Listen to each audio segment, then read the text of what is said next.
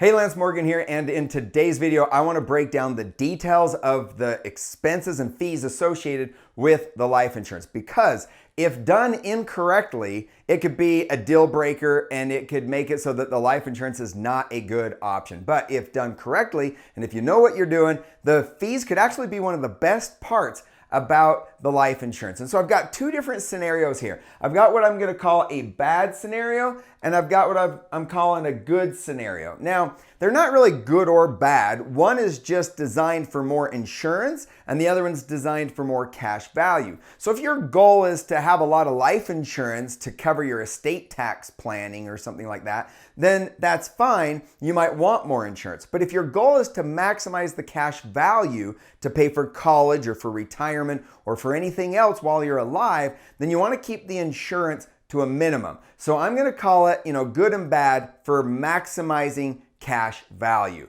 Now, the funny thing about these two scenarios is that in our bad scenario, we've got the same person that's age 44 and putting in $12,000 a year. Now, this isn't necessarily a college planning scenario. They're just putting in $12,000 a year for several years to save for retirement in this example, okay? They're in the same tax bracket now and when they retire, because we don't know if taxes are gonna go up or down, so we're just using the same tax bracket at retirement.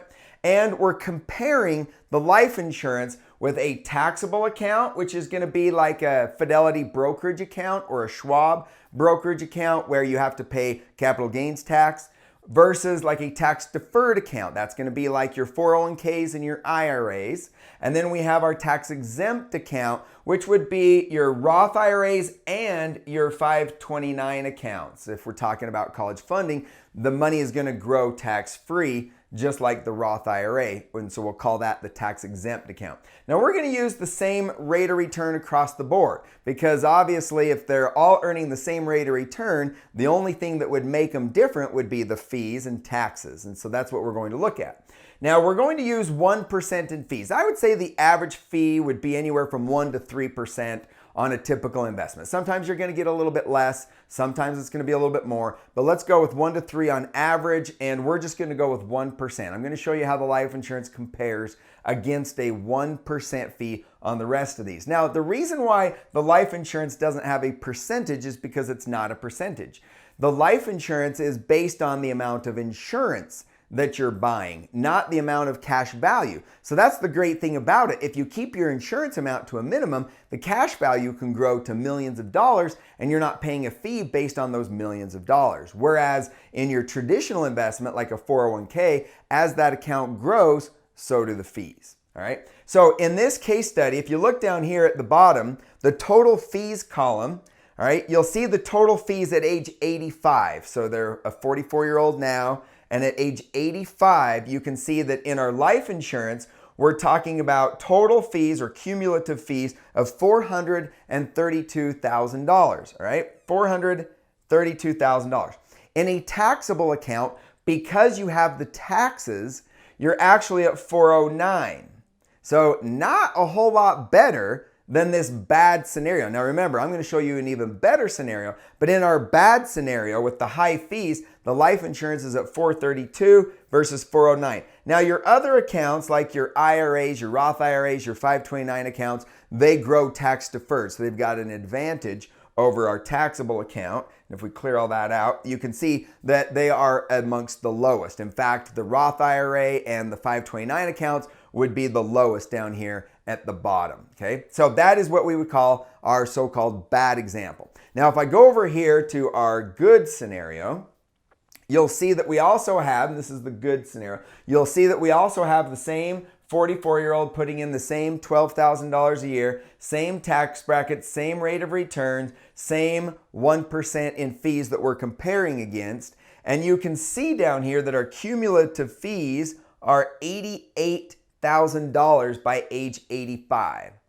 Now that's amazing. That's why I say that the fees can be one of the best parts about the life insurance from a retirement or a savings standpoint over time. We're talking about age 44 to age 85, right? So over time, we're talking about $88,000. And I'll show you how we do this in just a minute. But if you look at your other investments, like $409,000 towards our taxable account, and $298,000 and $215,000. So believe it or not, the life insurance is less than half the fees of some of these other investments because of the fact that we're going to keep the insurance to a minimum. Now, let me show you the secret and how that looks. Okay, here we are with a little visual that kind of shows us how this is happening. You can see that the green represents the life insurance, and you can see the red represents the taxable brokerage account. The blue would be the 401ks, IRAs, tax-deferred accounts, and then the purple would be your Roth IRA or like a 529 account. Now, you can see that generally speaking, as your accounts grow and as they get more money, then the fees are also growing, even at 1%, right? If you had $1 million in a 401k, that would be $10,000 a year in fees. If you had $1 million in a Roth IRA, all right, same kind of thing, $10,000 a year in fees. Now, if you think about a Roth IRA versus a 401k, some of that money belongs to the IRS, right? So when you retire, you have to pay taxes on that money when you take it out. But your financial advisor, they get paid a fee on the IRS's money and your money if they're getting an assets under management fee. Versus like a Roth IRA, they don't get paid a fee on the IRS's money because the IRS's money was already paid in the beginning. You pay your taxes up front, right? In a Roth IRA. So that's one reason that some people it's one reason that a lot of financial advisors encourage, 401ks and IRAs and not, as much on the Roth IRAs and even the life insurance for that matter that doesn't pay the taxes on the growth of the money. Now, look at the life insurance. Way higher than the rest of these accounts. Remember, $432,000 by age 85. Why?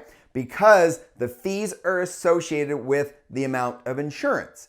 So as the amount of as you get older, the cost of the insurance is going up, right? Now think about term insurance. Term insurance, they're going to look at a term of maybe from right here to right here, and they're going to charge you a flat fee for the term insurance for those 30 years or whatever the case may be, right? Now, technically, term insurance doesn't really cancel after that term, but what happens is the price shoots straight up, and so you typically cancel it. That's the idea of typical term insurance. Now, something like a whole life insurance, whole life is going to look at it more of a longer term. They're going to look at your whole lifetime. I'm going to average it out. But to be honest with you, whole life companies don't even disclose their fees, so it's kind of hard to know exactly how they're doing it. But with this particular policy and this life insurance, this index life insurance, it's very transparent. And what happens is as you get older, the cost of the insurance is getting more and more expensive, right? If you're 80 years old paying for $700,000 of insurance, that's pretty expensive. That's why your fees are going through the roof. And it causes your investment to go like this, right? So this is why a lot of people scare you away from life insurance because they talk about these high fees, which as you can see, it is possible if set up incorrectly. Now let me show you what it would look like if set up correctly. Okay, so in this example, we have our good scenario. This is the one where we only have $88,000 in fees over the same exact time frame for the same client. And the reason is because you can see that what we've done is we've caused the insurance to go down, which has basically caused the fees to kind of level out instead of going straight up like in the last example. Now I'm going to break down the numbers and show you how we do that. Okay, so let's go back to our bad example. This is our bad example, and we are going to break down the numbers in this example. We're talking about $12,000 a year contribution. This is more of like a retirement savings plan. They're saving all the way down to age 70, okay? Now, you'll see that these expenses, in this bad example, stay pretty consistent and then they start to climb, all right, down here because they're paying for $795,000 of insurance. In fact, the amount of money that you have available is next to nothing because in the beginning, all right, and you get more and more over time, but then what happens is check this out. As you get older, if we come down here, check this out down here. As you're getting older, look at what is happening to the expenses. We're talking over $100,000 a year in expenses because we're paying on $795,000 of life insurance still, right? So as you're in your 80s and 90s paying for that almost $800,000 of insurance, your fees are out of control. In fact, look at what it's doing to your account value. Your account value is dying because it's taking all of the money out of your account to pay these high fees.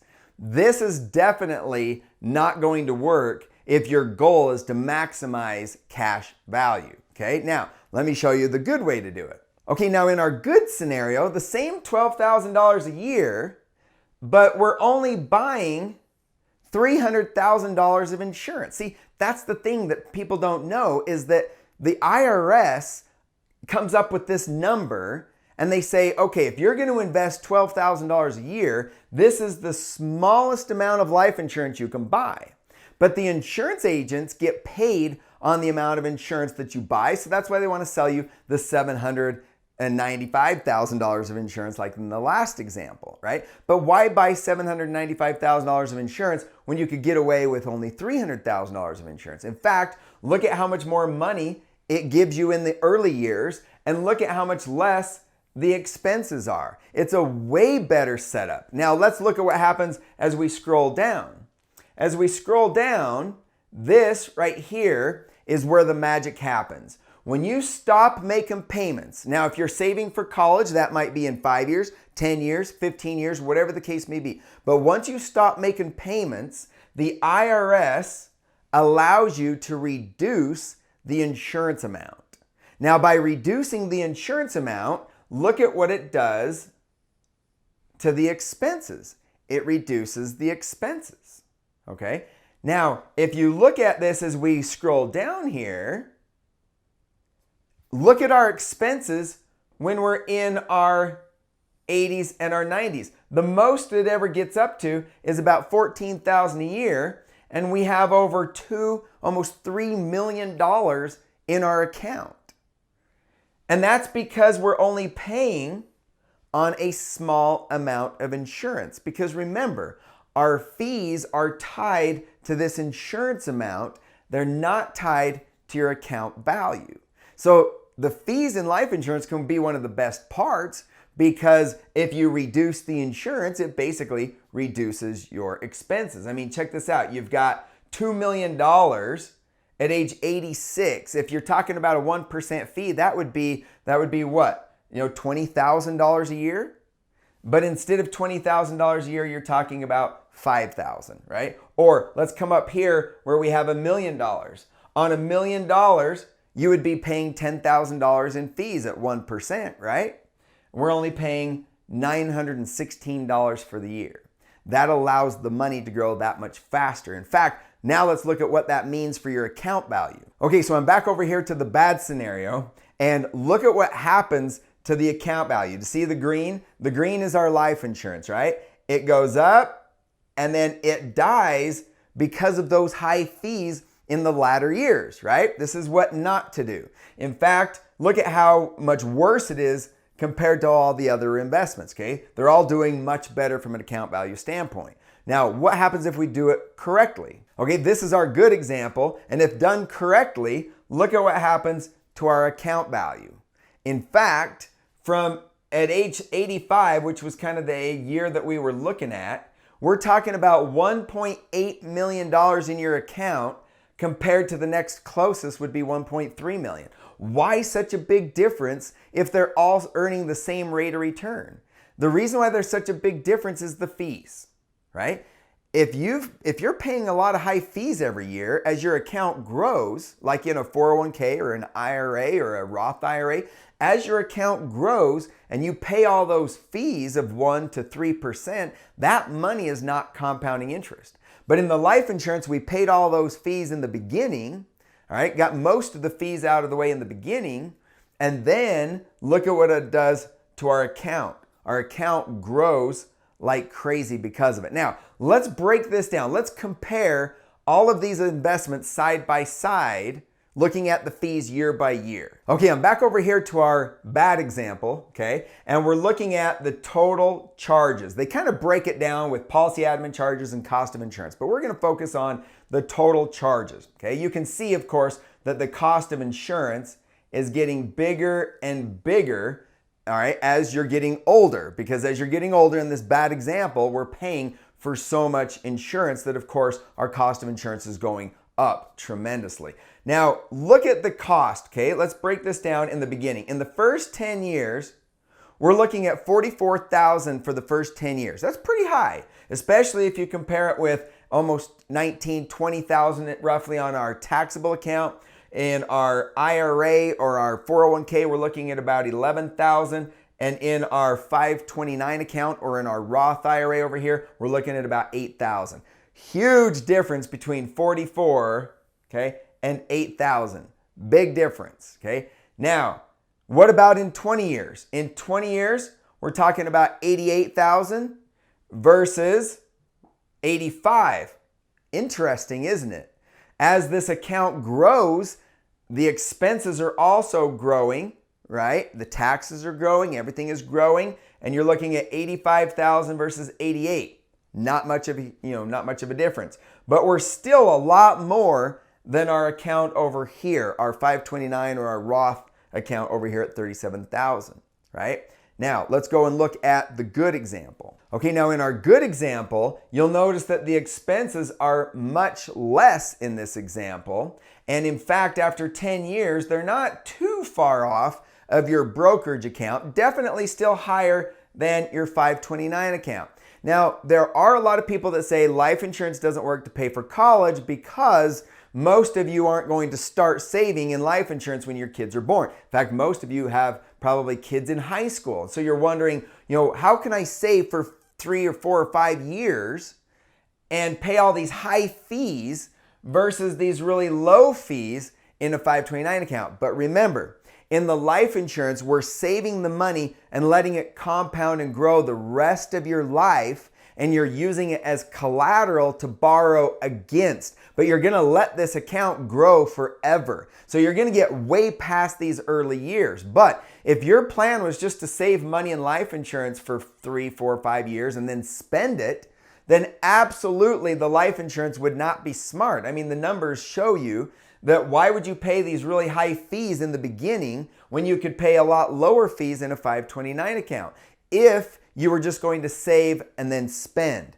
But the key is to earn uninterrupted compounding interest. Remember, we want to have our money compound, all right? And we want to borrow the money to pay for college at a lower rate. So we don't care about these early years. We're looking at this over 10, 20, or even 30 years. So if we scroll down, all right, if we come down here after, let's just come down here after, what is this, 30 years? Okay, what are we at? We're at 10, 20, 30. Right here's the 30-year mark. Okay, in 30 years, we're looking at a total of 66,000 versus 210,000 versus 137 and 99. Okay, the fees are one of the best parts about the life insurance if done correctly, because over time, if you're allowing your money to compound and you're borrowing against it, then we've got plenty of time. If you're 60 years old, you've got at least 20 to 30 years, right? If you're in your 40s, you've got even longer than that. So how does this compare? Now remember, these other investments are at 1%. So how does it compare against 1%? Right? It's less than 1% over time, okay? But that's the key, is that it's all about letting it compound over time. That's the secret, all right? So life insurance, the expenses can be one of the best parts if done correctly. And if done incorrectly, it can be a deal breaker and cause your account to go like that. Okay, so hopefully this has been helpful. If it's done correctly, like I said before, the fees could be one of the best parts about the life insurance. It can cause your account to go up much higher. It can cause the fees to stay level over time, and it can give you more access to the money up front. If done incorrectly, it's going to cause you to have very minimal amount of money available in the beginning. The expenses are going to get so high in the latter years that it's going to cause your account value to go down, and it's just not going to be a good option. So make sure it's done correctly.